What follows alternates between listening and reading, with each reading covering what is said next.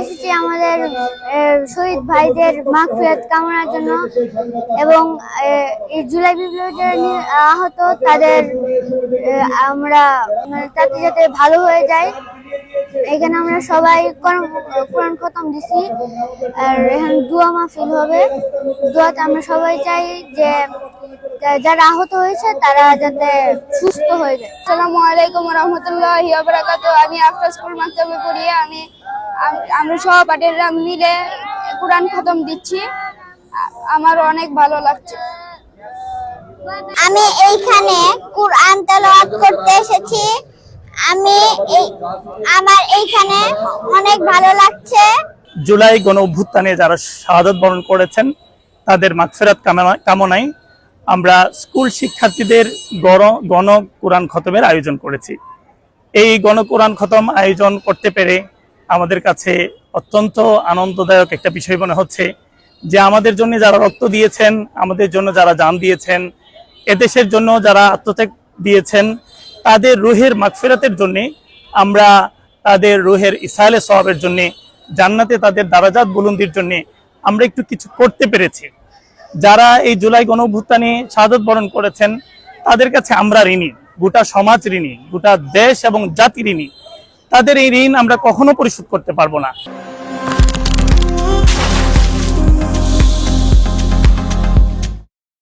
প্রথমত যখন আমি দাওয়াত পাইছি যে এরকম একটা কোরআনের প্রথমের একটা ব্যবস্থা করা হয়েছে, তখনই আমার মনে একটা স্পৃহা জন্মে গেছে যে আসলে এইটা যারা 24-এ আপনার গণহত্যা বা 24-এ হত্যার শিকার হয়েছে, যারা মারা গেছে, তাদের জন্য মূলত এই দোয়াটাই বেস্ট। এইটাই কিন্তু তাদের জন্য যাবে।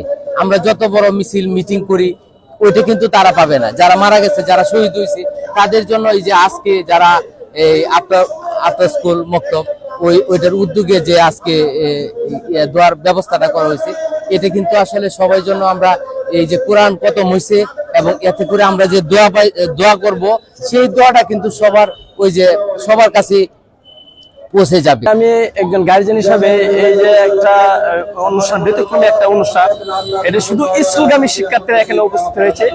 যারা শুধু মাদ্রাসাতে যায় না, তারা শুধু স্কুলে পড়ে, তারা এখান থেকে দিনিয়াত যে একটা শিক্ষা, যেমন কোরআন, মাসলা মাসাইল, হাদিস, তারা এখানেই শিক্ষা গ্রহণ করে। আর স্কুল পড়ার পাশাপাশি তারা 1 ঘন্টা বেজের ভিত্তিতে তারা এই লেখাপড়াটা করে। এখানে ইসলামের যে দিনিয়াত যে মৌলিক বিষয়টা, তারা এখানে সেই শিক্ষাটা গ্রহণ করে।